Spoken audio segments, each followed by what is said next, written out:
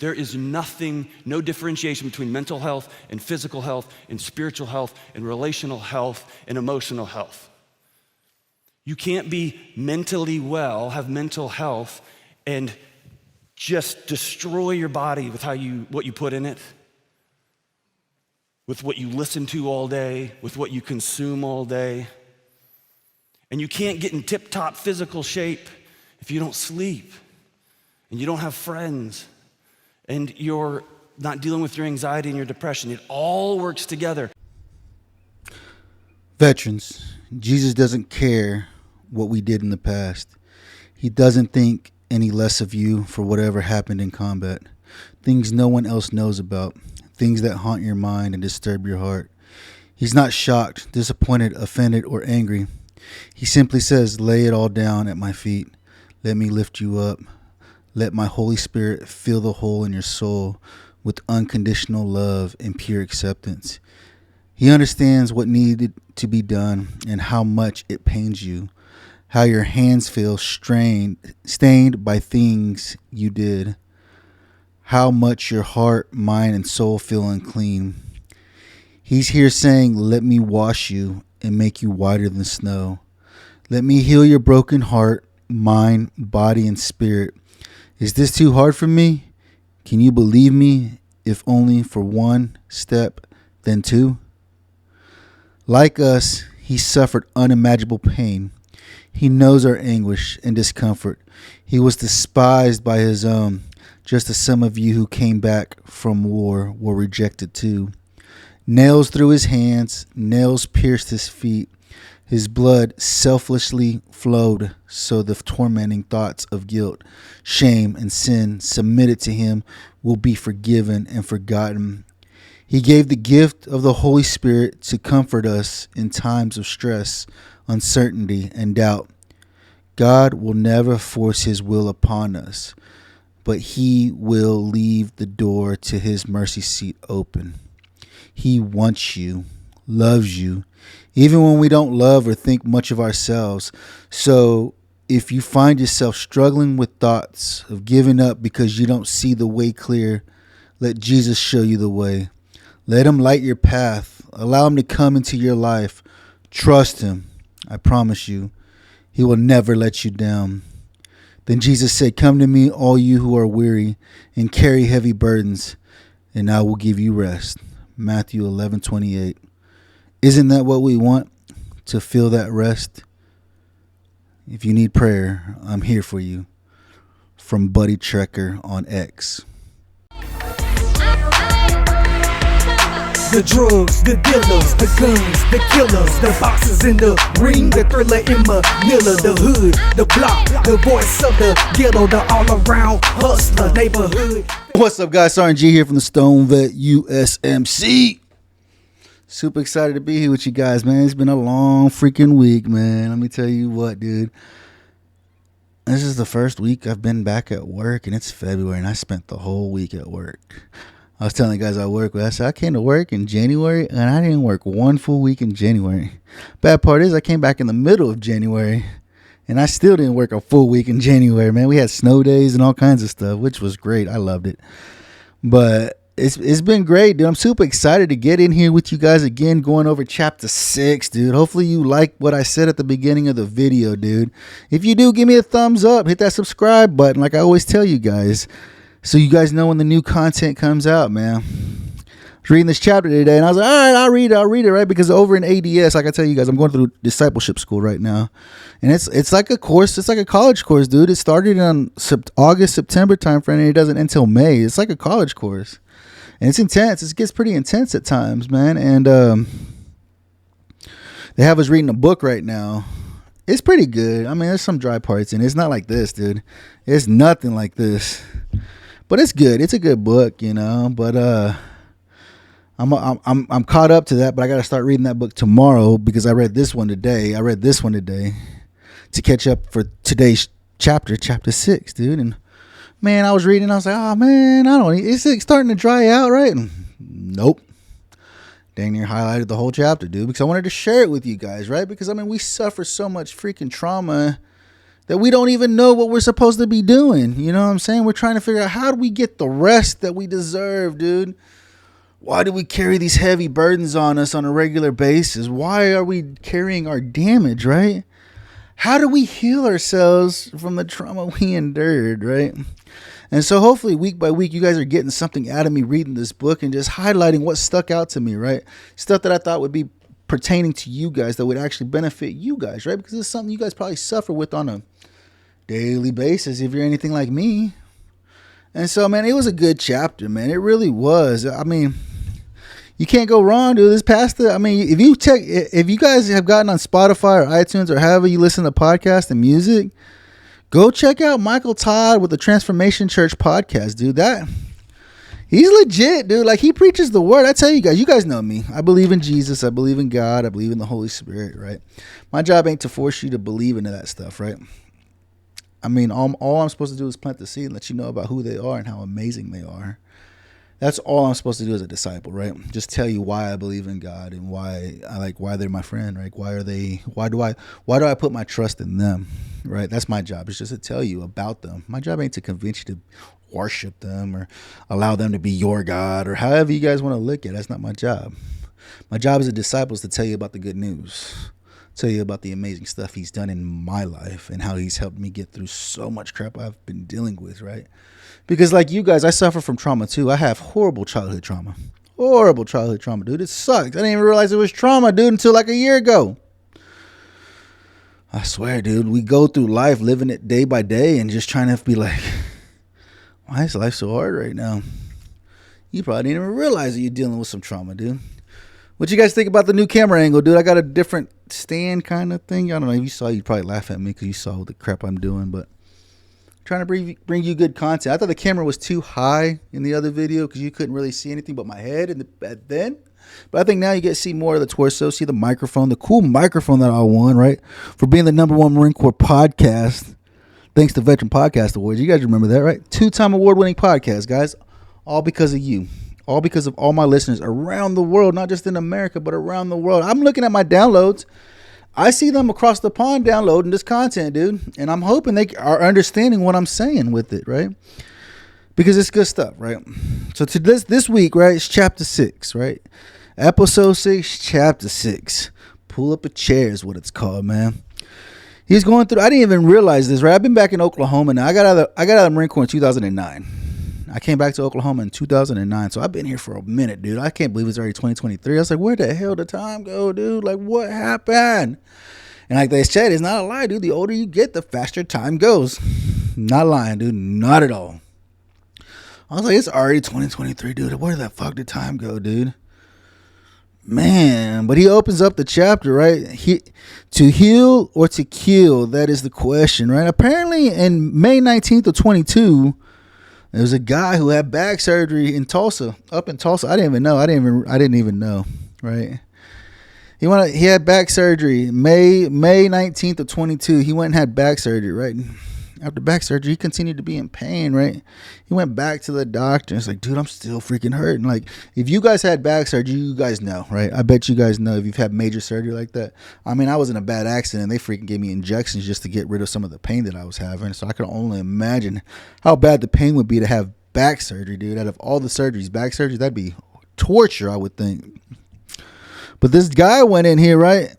He got so pissed off because he was hurting, right? They say he drove up to the hospital on May 31st, right? After the surgeons saw him for a follow-up visit on May 31st, but according to his own written statement, Mr. Lewis continued to blame the doctor for the ongoing pain that he was having. He had back surgery, so he wouldn't be in pain anymore, and he was even in more pain. He went up there on the 31st of May, or on June 1st, with a 40 cal and an AR-15, and he killed the freaking doctor, dude. What do you think caused him to go and just freaking kill the doctor? The doctor did what he was supposed to do. What do you think was going on in his head when he decided, I'm going to go and kill this guy, dude, because he hurt me? Dude, you're like, this dude has a lot of trauma going on in his head, right? How many of y'all feel like that, dude? They tell me at work, dude, I want to overthrow the government. I kind of do, dude. with everything that's going on. I said, fire them all, dude. They all need to be fired. Senate, House, the president, everybody, dude. It needs to be started all over. We need to start this thing all over again, dude. It's horrible right now.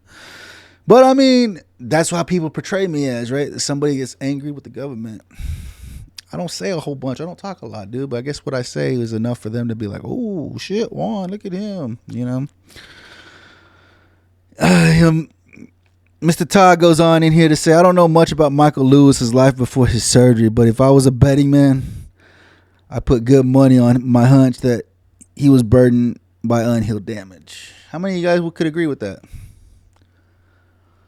He was burdened with unhealed damage. He went in to have back surgery to get out of pain. And after back surgery, he was in more pain. Dude, it's nuts, dude. He goes on in here to say, I'm talking about unhealed damage from the past that crippled his ability to deal with present day hits. He was in back pain before. That's why he had back surgery. He went to have surgery to get rid of the pain, and he was in even more pain, right?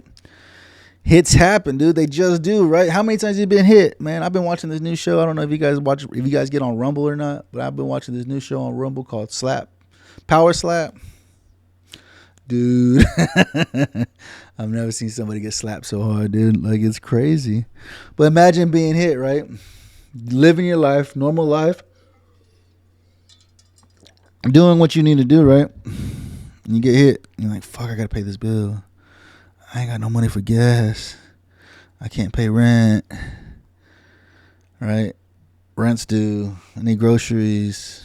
I mean, we take hits in life, dude. It sucks. It's just life, though, right? We take hits here and there sometimes, right?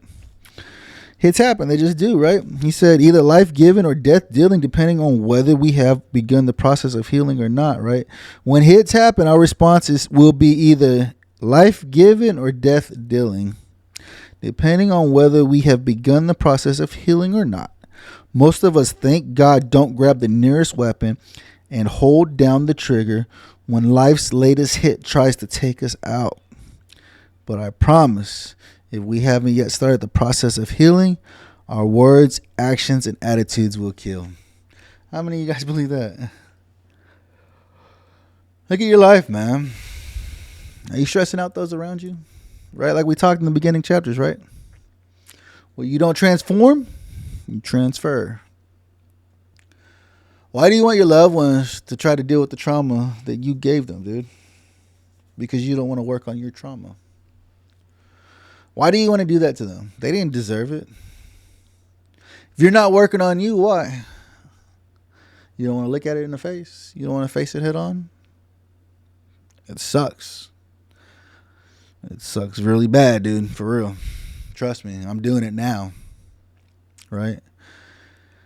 He says unhealed damage creates a ripple effect in your life and the people around you, but so does healing. It's true, right? Like if you are hurt, you're in trauma, you're angry, you're pissed off at the world, you're cussing and this and that, and everybody around you sees that, dude, they're trying to figure out, how do I deal with this? What am I supposed to do? How am I supposed to agree with them or not agree with them?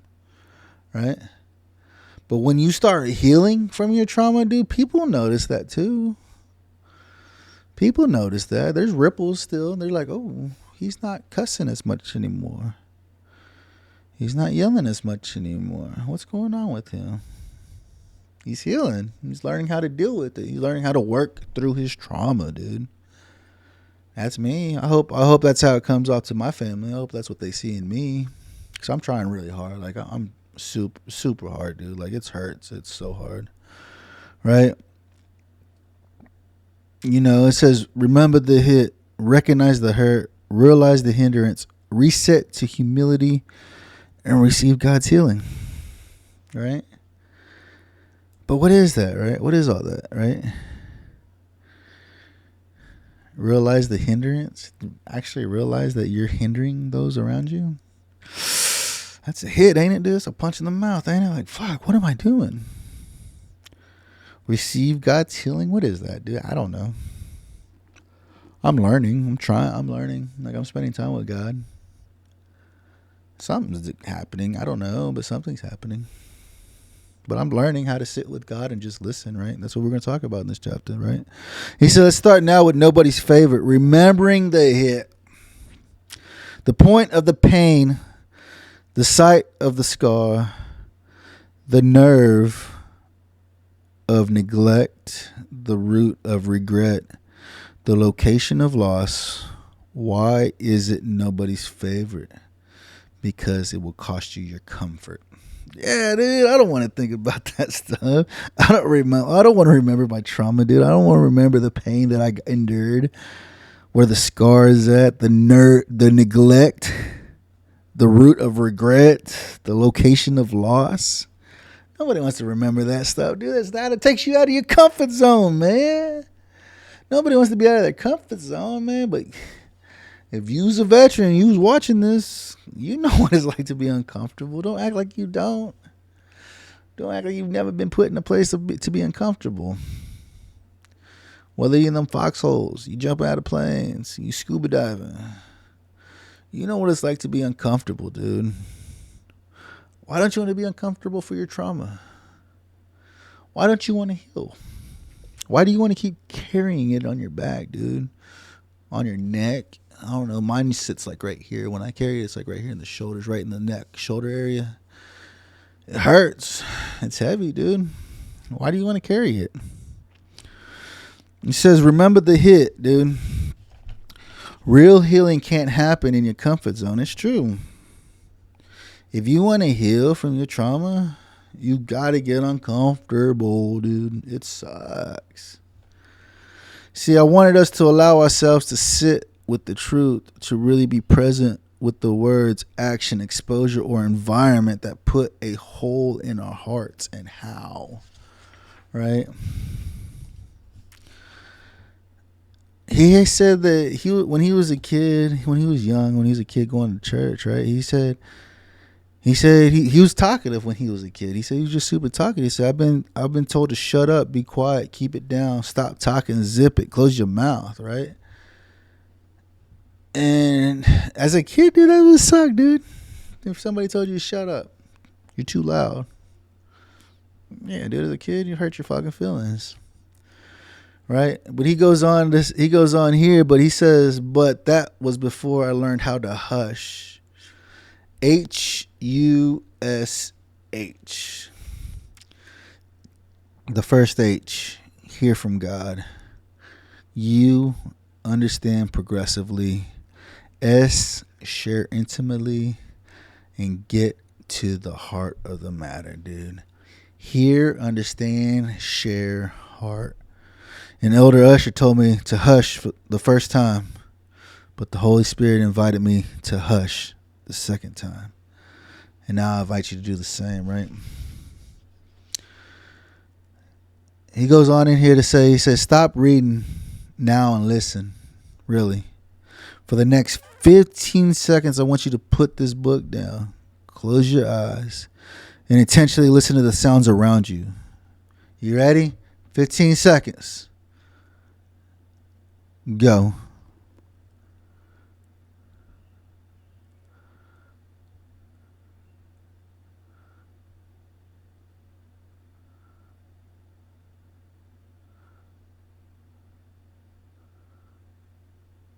What'd you hear? Hear water dripping? Dogs barking? The heater coming on or air conditioner? Depending on where you live, you got the AC coming on, or if you up north, you probably got the heater coming on. Did you hear it come on? That's what he's talking about when he said to listen, to hush, right? He said a neurotypical brain is constantly filtering out sounds it doesn't think are important, right? Imagine being freaking blind, dude, and all you had was sound, dude. You'd hear everything.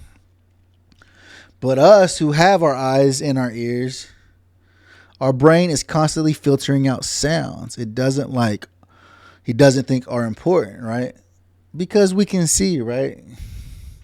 We can see it. We can see the sound if it makes a sound, right? Hearing what's going on around you is a choice. Something I didn't want to accept for a long, long time is that the same thing is true about what's going on inside you. Hearing the truth of your inner experience is a choice. I agree, dude. I agree. We don't want to talk about our trauma. We don't want to deal with that shit. It happened. It sucks, but it happened. What are we supposed to do? We can't fix it. But you need to heal from it. Because it's hindering you. Like that what we talked about earlier, right? He said his wife asked him one day, like, why do you act like that? Because he's real talkative and real outgoing and stuff, right? And he said, girl, why are you like that, right? It was a question that made me uncomfortable, but rather than running away from the discomfort, because how many of you would run away from the discomfort? I would. I decided to just kind of sit in it.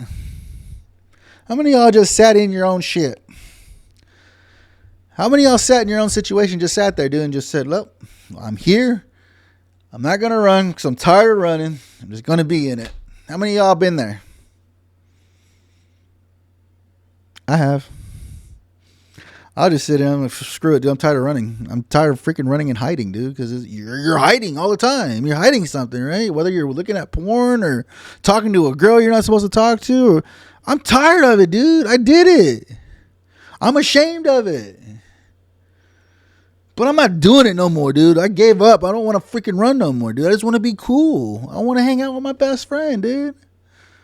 I want to love my best friend the way I give attention to other women. I want to give that attention to her. And then I don't have to hide nothing because it's her. I can run to her and say, hey, look, let's hook up. Let's do something. It's been a while. I can flirt with her instead of fucking flirting with these other women, dude. It sucked, dude. I don't know why I did it. I regret it. It's a lot of freaking hiding and running, dude. It sucked. Sucked so bad, dude. But I don't do it no more. I don't. I won't even talk to another woman on the phone anymore. Not at all. Like, I don't want to do it, dude. It sucked, dude. Running and hiding, dude. That's all I did for fucking years, dude. And I fucking regret it so badly, dude. Because I was doing it to my best friend, man. And trying to hide, like, oh, I hope she don't see that I was texting that girl, or I was talking to that girl, or what I said to that girl. Hope she don't see it. Hope she don't catch me. God, dude, it hurt my heart so bad, dude. It sucks so much, dude. But I don't sweat it no more because I don't talk to nobody no more. I say, here, go look at my phone. Go look at through my messages. Go look at my Facebook Messenger. I don't talk to nobody no more, dude. No, very few. You know. How many of y'all do that? How many of you running and hiding? Hiding the fact that you're talking to somebody else you shouldn't have been talking to. You're going to the casino gambling when you shouldn't be gambling. Buying liquor when you shouldn't be buying liquor. How many of y'all running and hiding? Stop, dude. It sucks. It sucks, dude. For real. Just face it, dude. Face that shit head on. Be like, dude, I'm fucking ashamed of who I was. That's who you were. That's not who you are. Right? He said his brother, one of his mentors, John Mark Comer, right, wrote a book called The Ruthless Elimination of Hurry. Right? He said Comer argues in that book that regular silence and solitude are the most radical, countercultural, spiritual practices we can engage in today. What? Really? He's just going on and he says after about a week of mostly uncomfortable quiet time with God, my mind finally got quiet too, dude. He's talking about go and spend 2 minutes, dude, in silence and talk to God. 2 minutes, dude. That's it. 2 minutes out of your day. That's a fucking TikTok video, right? Or a fucking YouTube video. Go and sit with God for a minute. Talk to him, dude. It's like I said, I got him right here, right now in the seats next to me right here. I got 2 seats. One for Jesus, one for the Holy Spirit. God's above us, so he got his own crown, throne, right? But I got my buddies here. And he says after about a week of mostly uncomfortable quiet time, dude, it's going to be uncomfortable, dude. It's going to suck, dude, to sit in the quiet with no sounds on around you, no music, no nothing playing, just sitting there being quiet. It's going to be super uncomfortable, right? My mind finally got quiet too. Your mind got quiet. You Because we're thinking all day long about this, that, right? We're thinking all the time, dude. But he said his mind got silent too, right? He said I could finally hear him. He heard God, dude, because he took time out of his day to talk with them, to hang out with them, to chill with them, to see what's going on, man, right? But that's what it takes, dude. You're gonna be uncomfortable. I promise you're gonna be uncomfortable, dude. It's gonna suck. It will. But it's worth it. It really is, because that's how you build your relationship with God. I told him, I said, I believe. I just got questions, dude. I just want to know. Is it prayer, or is it you knew somebody that knew somebody that helped them out, but they prayed for it, right? That's my thing, man, right? He said that him and his buddy, there was a men's conference here in Oklahoma City, dude. I wish I would have known about it. It was right down the street from me. I could have met him, right? It would have been cool. He said they went to go eat. They were heading back to Tulsa because the conference was in it. He said they were heading to Tulsa, and they stopped at Cracker Barrel outside the city. He said that was there I took my first little baby faith step toward healing, dude. He's trying to heal too, dude. He has his own crap he deals with. Dude, he's a pastor, and he's got crap he's got to deal with too. Yes, we all do. We're all human. It's kind of what we do, right? That's kind of us, right? We are traumatized about whatever the hell it was growing up, you know? He said, sensing that I was in some kind of transition but feeling unsettled, he listened intently and then asked, when was the first time you felt like good wasn't good enough? How about you guys? When was the last time you sat there and felt like good wasn't good enough? We all freaking get there one day. We're going to work. We're being faithful to our spouses. We're taking care of the kids. We're playing with the kids. We're doing right. We're doing what we're supposed to be doing as human beings. But it's just not good enough. I want better, right?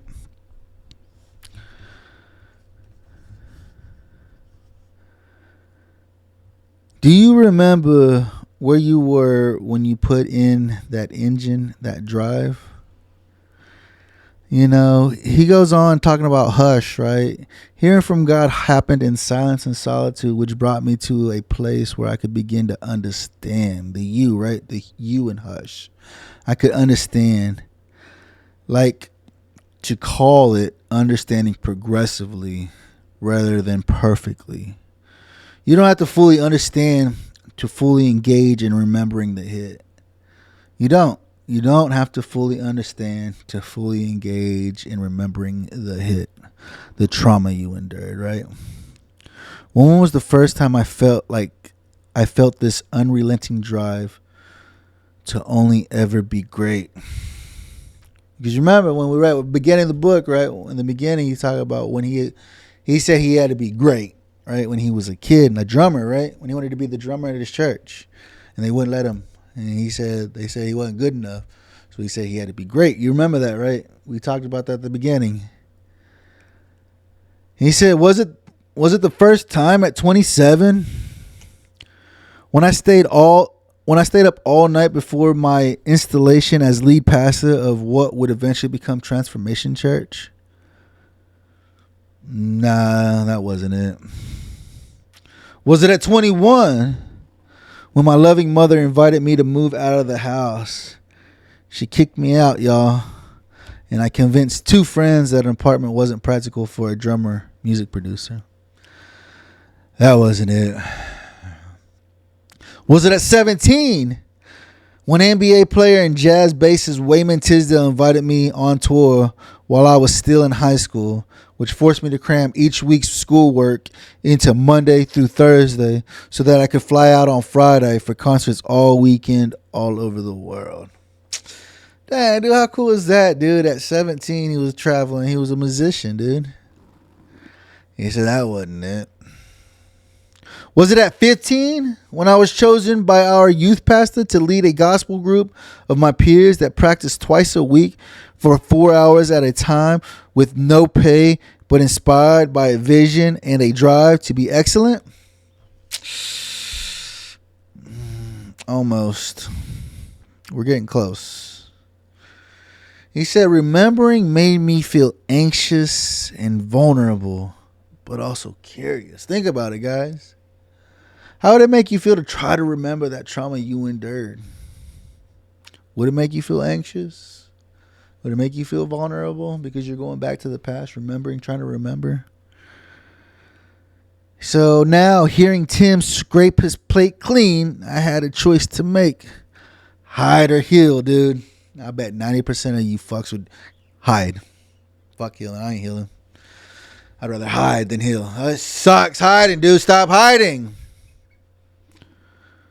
I decided to sit with my discomfort instead of shutting down. He sat in it, dude. He sat in his own crap, dude. And he decided to share. He was being super vulnerable, dude. How many of you guys sit and share your secrets with with somebody you know? Somebody you can trust. Fuck, that's hard, dude. That's scary. Letting somebody know secrets about you that nobody should know about. It's super scary, dude. I get it, dude. Ain't nobody gonna do it. You ain't gonna do it. I know that. I don't do it. But we have to share, right? Only a couple of people know what happened to me in my childhood. My wife, my best friend, my wife. She knows. She's fucking pissed, dude. I love her so much. She's so mad. He said he was 13. And as he was reflected with his words and facial expressions, what he heard me saying, I was able to refine my understanding. Hearing from God starts the process of remembering the hit. Understanding and sharing are a back and forth dynamic. When you take the risk to share your hit, your damage, your brokenness with a safe, trustworthy person or people, your understanding progresses. God is never done turning damage into destiny for your good, but understanding is about progression, not perfection, dude. Yeah, dude. There's only like 2 people that know what happened to me, dude. I don't want to talk about it. It sucks. Because I'm ashamed of it as well, dude, because I feel like I'm held liable. I was a kid, but I still feel like I was held liable for what I did as well, right? When you take the risk to share your hit, your damage, your brokenness with a safe, trustworthy person or people, your understanding progresses, dude. Understanding why you went through what you went through would progress, right? Maybe they had their own trauma that they weren't dealing with, and so they put it out on me, and that's why I had to deal with it. I mean, it could happen. I don't know. I don't know the story. I don't know why. And when you talk about it with them, they're like, oh, I didn't do that. Okay. Right. He said here, God is never done turning damage into destiny for your good. Genesis 50:20. But understanding is about progression, not perfection, dude. Absolutely. You want to progress in healing, right? It's not about being perfect. It's about just progressing and being better, right? Being a better person. So if you're waiting to understand everything about your trauma before you take a step on this healing journey, you may be stuck in the same spot forever. What you need is faith. Crazy faith. Because faith begins where understanding ends. When you stop understanding, that's where faith begins, dude. What I'm encouraging you to do is take a step toward healing in faith. Even if it's baby faith, maybe faith, wavy faith, dude. Any piece of faith that you got, dude. Put it in God. Put it in Jesus, dude. What are you ashamed of? What are you afraid of? Give it a shot, dude. It's like he said, baby faith. Even if it's just a little bit, right? Or maybe faith. Like maybe they exist. Maybe they can heal me. Or even wavy faith where you're in and out. Like, yeah, I believe, but I don't. But I do, but I don't. Give it a try, dude. He said, when I made the decision to hush and got quiet enough to hear from God, His Spirit helped me understand and share the damaging hit I took at 13. I was able to peel back the layers of my heart. My heart had been hidden behind the relentless quest for greatness and caused chaos and exhausted me and the people around me. Because imagine that he's trying to be great at everything he does.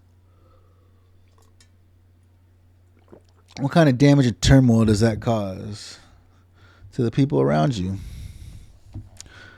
Remember, God won't heal what you refuse to reveal. Gotta just give it up, dude. Stop hiding, dude. It sucks. It's tiring, dude. It's super tiring. Trying to hide your shit. Just be truthful. Don't be ashamed. If you fuck up, you fuck up. Like, yeah, I shouldn't have been talking to him. I don't talk to him no more, dude. I fucking learned my lesson. No more. No more. So if any of you females try to hit me up, I probably won't answer you. Just to let you know. I won't do it. I've got to keep myself in check. Right? God is drawn to hurting hearts and scarred spirits. God leans close to tattered trust and insecurity issue. God longs to keep company with damaged people who are discouraged and dejected. And though you may feel like you're drowning, He is on a mission to rescue you.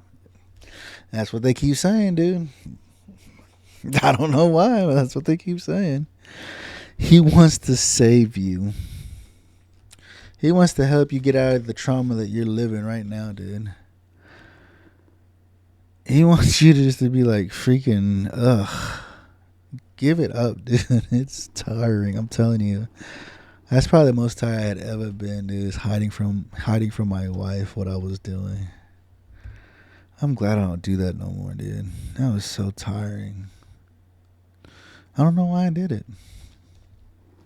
He said when he was a kid, when he was like 13, dude, he had to go stay with his relatives down in Louisiana. He went to stay down there and he met his cousins for the first time. And he was like, these people are not like us. Where he's from, he was in the suburbs of Tulsa, Oklahoma. He was in the suburbs. And he went here and these kids are from the hood. You know, remember like Lil Wayne and them, Cash Money Millionaires? That's where they was from, Louisiana. And he said that summer I went from polo shirts to sleeveless undershirts. I went from grammatically correct English to cussing you out in Ebonics. I went from Lunchables to Flamin' Hot Cheetos and pickles. I went from lighthearted jokes to raging on people. I went from grocery store popsicles to freeze cups out of my grandma's deep freezer. I went from water bottles to drinking out of the hose in the 96. Dude, you guys remember that in the 90s? I think that's how we all grew up. That's how I grew up, the same way he was saying that he was, dude. He says the thing about my dad is that he was always telling me who I was, right? He went back home. His parents picked him up from his relative's house. And he was cussing them out and stuff, right? And his dad was like, what's wrong with you? Like, dude, that's not you. Why you acting like that? He said, that's not you, dude. Why you talking like that? Because he hung out with his cousins over the summer. You know how that is. With some of you guys who have relatives and you go hang out with your relatives when you was younger. You want to hang out with your cousins during the summer or whatever. You know what that's like, dude. I know you guys remember that stuff, man. I remember that stuff. He said, the thing about my dad is that he was always telling me who I was. Michael, you're a leader. You don't have to follow.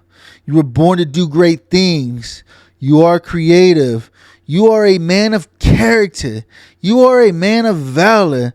You are respectful and respected. If you want to be like anybody, be like Jesus. Dude, if my dad would tell me that, dude, I would be in a much better place than I am right now, dude. I try to do this for my kids now, dude. Tell them who they are. They're great. They're smart. They're funny. I tell them positive stuff, dude, because that's who they are. I don't want them to fucking deal with what I'm dealing with right now, dude. Let their trauma be something else. Let it be something else, dude. Not the shit that I'm dealing with. I speak positive into them, dude, because they are great, dude. They're little babies, dude. They don't know no better. My youngest one just turned 4, dude.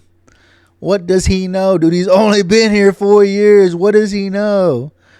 He is crazy as hell, but man, he's funny. He's smart. He makes me laugh. He's like a comedian.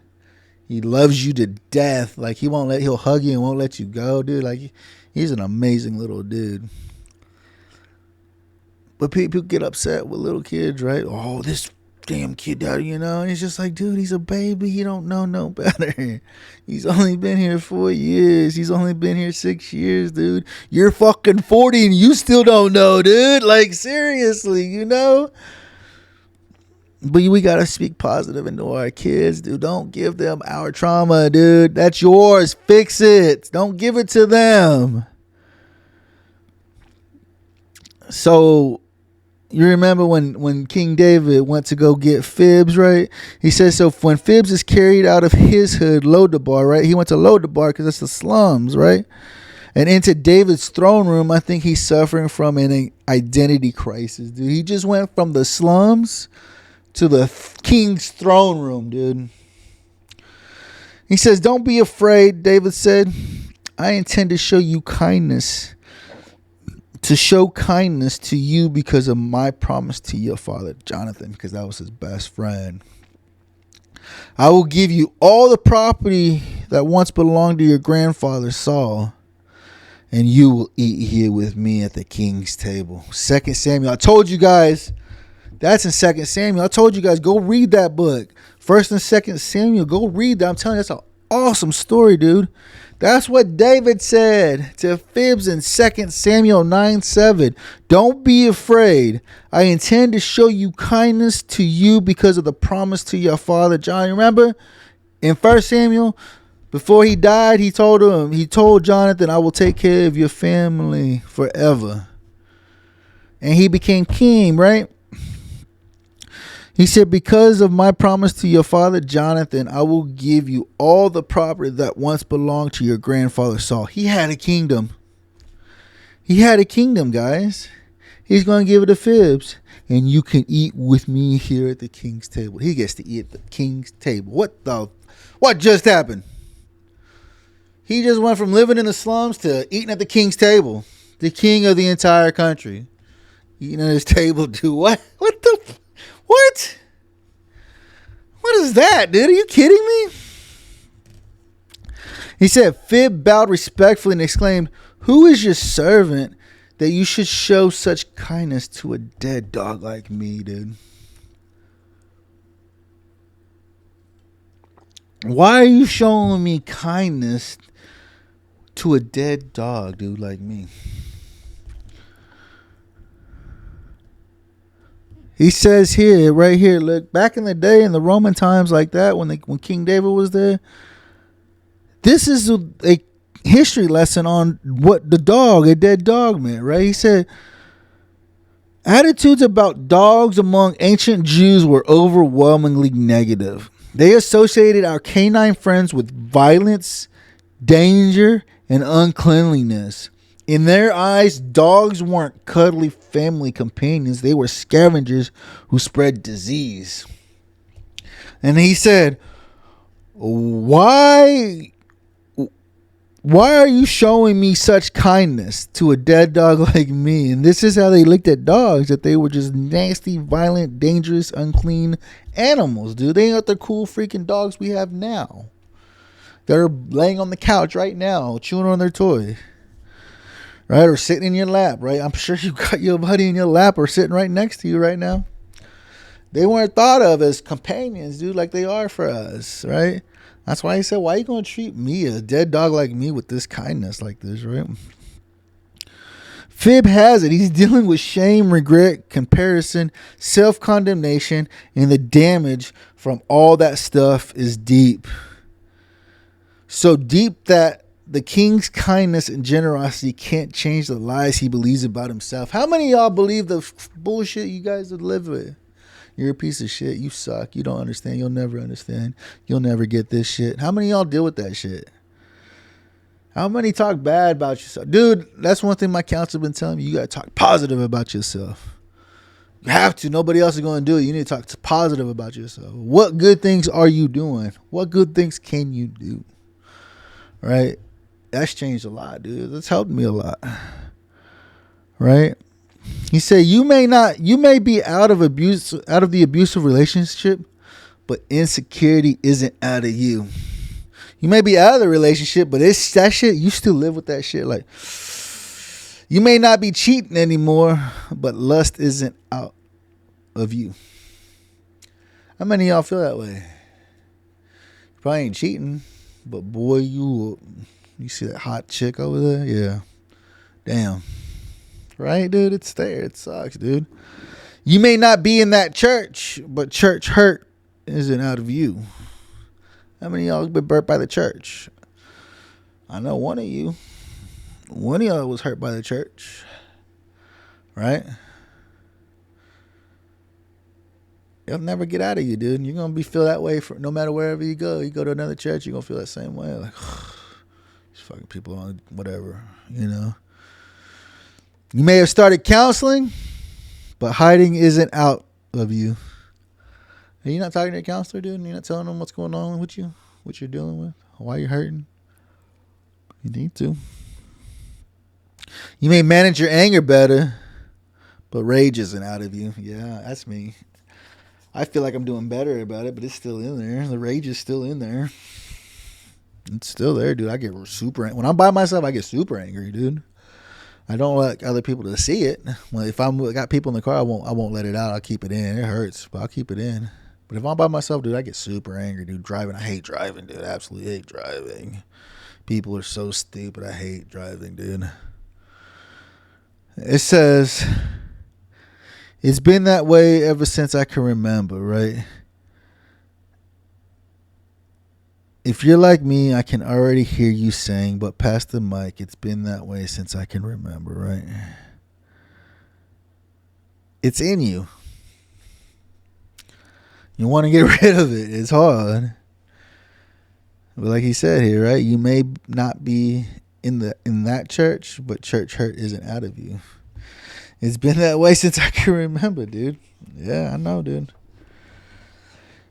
You call it my old thinking, but it's my only thinking. I wanted to let you know I feel you.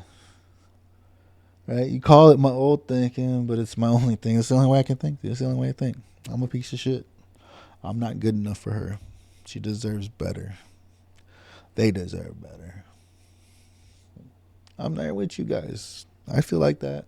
There are days I feel like that, dude. Like, should be doing better. Should be doing more for them or whatever, right? It sucks. But we have to remember, dude, we're doing amazing. We're doing good. If somebody makes us mad, we want to fight. If somebody hurts us, our cutoff game is strong, right? If somebody hurts us, we're like, fuck you, and just cut them off, right? We just cut them off. I do. We're used to doing whatever makes us feel better in the moment. Drink or pills or porn or shopping or golf or french fries. It doesn't matter. When we feel afraid or ashamed, we want to hide or run away or lie to protect ourselves. Yeah, dude. Yeah, we do. We don't want to be in it, dude. We know we screwed up. We don't want to be in it. Right? You can be transformed by the renewing of your mind. You got to get out of that mindset, dude. It's hard, dude. I ain't lying, dude. If you're doing it, dude, I'm proud of you. If you're going through this book with me and you're actually getting something out of it, I'm proud of you, dude. You're working on you. You have to work on you. Nobody else is going to work on it, dude. If you're not working on it, nobody else is going to work on it. You have to work on you. Christian discipleship is a lifestyle of constants. I'm going through discipleship school right now, dude. They are on me all the time, dude. These guys are still trying to get me going on a mission trip. This is how I'm reaching my community, right here, digitally, with you guys listening to this content, dude. Talking about God, your belief, your faith.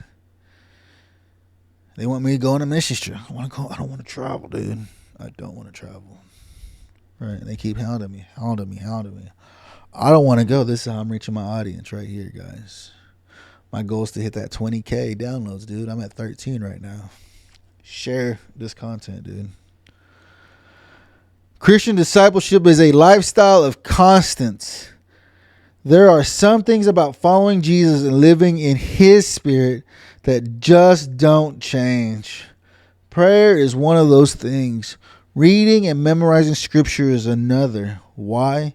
Because when you talk to God, he wants to talk back. And one of the primary ways we hear him is through his word. You got to read it, dude. Told you, start with 1st and 2nd Samuel, then move to Psalms, dude. Just get into it. Read it. It's a good story. It's a really good story, dude. That's my go-to stories. When I start reading the Bible, that's my first go-to stories, dude. Because it's so good, dude. There's so good. So many good stories in there, right? He said God can certainly communicate with us directly, but here's how he speaks through scripture. We read and study the Bible consistently to the point where it starts to become part of us. Then one day our little ship of life starts getting rocked. The wind blows up out of nowhere and the waves start crashing all around us. You get laid off. Your husband starts acting crazy. The check bounces. A leader disappoints you. You outrage the internet by wiping spit on your baby brother's face. Boom. That's when the anchor drops. God's spirit calls to your mind what you've committed to memory. Hidden in your heart, and that word drops like an anchor for your soul. When you're tied to a sure and steady anchor, storms can't sink you. That's why you got God as your anchor. Can't be sunk. Faith comes by hearing, and hearing by the word of God. Romans 10:17. So if you're not hearing the word on the regular, how will you have faith when it counts? You better start reading and memorizing what God the King says about you so that you don't believe the lies others say about you. You can hear from him, dude. That's one of the things they have us doing in discipleship school is memorization of verses, dude. I suck at memorizing anything, dude. Half of you guys I meet and I can't remember your names 2 seconds after we meet, dude. My brain is shot for crap, dude. But this is what we're supposed to be doing, dude, is reading the Bible. Like I told you guys, start with 1st and 2nd Samuel, dude. Get started with good stories and then read the other stuff. See, some of the stuff is like, but you got to read it, dude, because it's what he wrote. He wanted you to know about it. That's why he wrote it in the Bible. But, I mean, you start there and then get into the other stories. The Numbers, Leviticus, Ruth. Ruth's a really good story, too. And if you're crazy enough, go to Revelations and see how some of the stuff is already happening. You know? He says here, there's 3 promises. I will show you kindness. I will give you all your grandpa's property. You will eat with me at the king's table. That's what David told Phibbs. I will show you kindness. I will give you all your grandpa's property. And you will eat with me at the king's table. You remember that? That's what he said earlier, right? Is your view of yourself so damaged that you can't accept what God says about you? What do you think God says about you?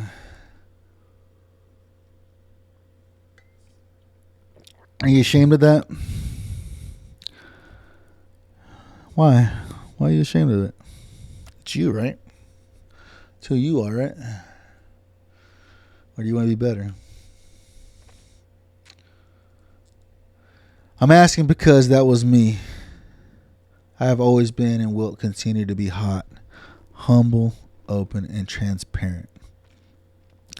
Even after getting out of that prison perversion, that was no way I could accept what God said about me, that I could be pure, that I could be faithful to a one woman for the rest of my life, that I could lead a growing church and a worldwide transformation movement until he got Lodabar out of me, right? He said that's how he was feeling. How many of y'all feel like that, dude? Like, how the hell am I supposed to do this? It hurts. It sucks, dude. I know. I'm there.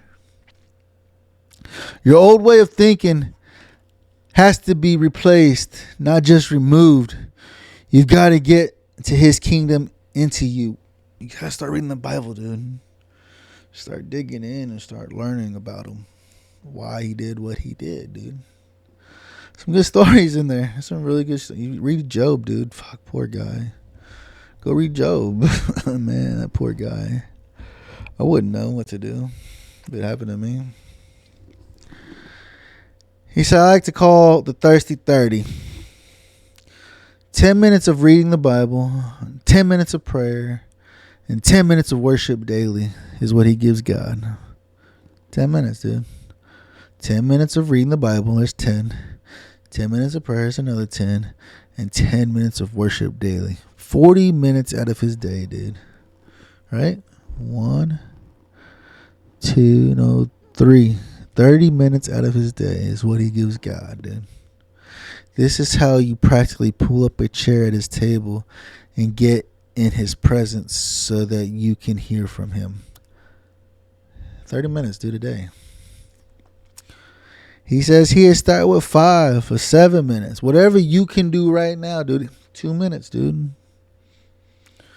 Try for 2 minutes, dude. Just sit there and be quiet for 2 minutes. Listen. All right? Then you can move up your time. Once you get closer to God, you're going to want to move up your time. It's not that you will. You are going to, because you're like, I need more time with God. I need to hang out. I got a lot of shit on my chest that I got to get off. Right?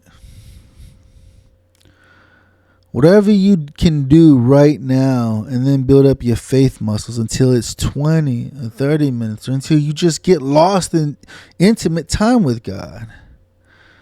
Blast some worship music in your car. I got hip-hop worship music always playing, dude. 90% of the time, that's all I listen to. And sing at the top of your lungs, remembering what Christ has done for you. But please keep your hands on the wheel or pull over if you're about to have a Baptist fit. You Baptists know what he's talking about. He says, no matter how you do it, living in the King's presence will transform your perspective. It's starting to, dude. I don't have to be ashamed no more. I don't have to hide no more. I don't want to. It's tiring, dude. It's super tiring trying to hide. It is, dude. It's not worth it. Go through my phone, dude. You can look. You may feel a little out of place, but the seat has your name on it, so to say, and own the moment. Just 24 hours ago, Phibbs was a squatter in Makir's house, and now he has an assigned seat at the king's table, eye level with everyone around him, nobody above him. He's on an equal level with everyone for the first time in his adult life. And on top of all that, maybe the most significant aspect is this. At this king's table, nobody judges him based on his damage. His atrophied, paralyzed legs have space in the grace of the king's table. Wow, dude. The king has enough grace for all the damage. Friend, I want you to know, no matter what hit you took, the damage it caused or is causing right now, you have a place at the king's table, because that's what God's grace does. It gives you what you didn't earn, what you don't merit, in an overwhelming display of favor and kindness. Today, Mephibosheth is sitting at the table of grace. The same invitation is open to you. No way, dude. Really? Why? Why is that grace given to me as well? I don't deserve it. You know, how many of y'all feel that way? You didn't deserve it. You don't deserve it. You don't deserve to be at the table. I didn't do anything to deserve to be at the table. Maybe away from the table. The scraps down there, right? He said, remember promise 3. You will always eat at my table. If my own experience is any kind of model, it doesn't take long. This guy went to a freaking famous church now, dude. Here in my state. It's crazy to think, you know. He said, at this very moment, you may feel trapped in depression and anxiety. Pull up a chair to the King's table of grace. And if my own experience is any kind of model, it doesn't take long. Yeah, dude, because this guy started a church, and it's like one big famous church now, dude, with what he's doing over there. At this very moment, you may feel trapped in depression and anxiety. Pull up a chair to the King's table of grace and experience true freedom, dude. You may, or maybe you're on top of the world, but still battling feeling of emptiness. Pull up a chair to the King's table of grace and be filled to overflowing with the love of the King. You believe that, dude? He said he's going to forgive you. You're forgiven of all your sins, dude. What? I still battle with that one, dude.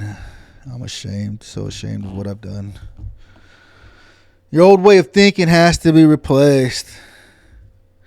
He said later today or tomorrow, next week, or a month from now, when you need a reminder of the grace that is always and forever available to you, come back here to hear from God, dude.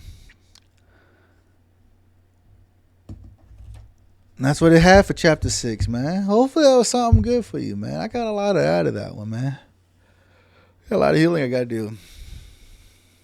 Hopefully you guys are getting something out of this, man.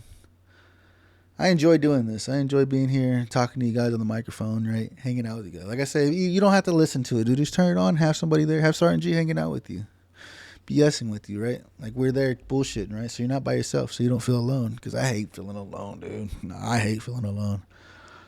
That's why I told my wife always like, why is the TV on? Because I hate it quiet, hate being quiet. But now I gotta start being quiet so I can hear God. And so I guess I gotta sit in the quiet now. I've been doing it more and more here and there. But I hope you guys are getting something out of this, dude. You guys gotta heal. You guys need help. Don't be ashamed. That's what you get for serving your country. Now, the only way you're gonna heal is you gotta do it yourself, dude. Nobody else is gonna do it for you. Nobody else is gonna do it for you. You gotta do it for yourself, man. Appreciate you guys hanging out with me, man. I gotta think of some t-shirt ideas. My freaking designer just hit me up and asked me what kind of shirt you guys want to see. What kind of shirts you think you would buy? I think it's like $30 a shirt or something. I don't know. What kind of design you want? You got a cool design? Send it to me. I'll get it printed. I'll put it on a cool shirt. Pretty cool. They do some amazing stuff, dude. They don't do vinyl. They do direct to garment. They print to garment. And they don't put vinyl. It's cool. Super soft shirts. I love their shirts. They got amazing shirts, dude. What kind of stuff you want to see? Let me know. I love you guys, man. Get the help you can get and get it. You got to heal. Nobody's going to heal. Nobody's going to help you if you don't help yourself, dude. If you guys want to talk, hit me up, dude. I'm on social media. Message me. I'll talk to you. If I get an opportunity, I'll talk to you. I like talking too. I love you guys, man. Remember, guys, you are loved. You're very much needed here. Please don't go away from us. Nobody else here can do what you can do. I love you guys, man. Remember, guys, here at the Stone Vet, we got your 6. The keys, the trap, the bank, the stacks, the money in the pot, the hand to shoot the craps, the pain, the struggle, the ways to adapt. The point you fell off at, the moment you bounce back. I am the rules, so stick to the code. I am the karma, so play it how it goes. I am the recipe, the food on the stove. I am above, I refuse to be below. I am important cause I am unique. I am the lesson, so learn it from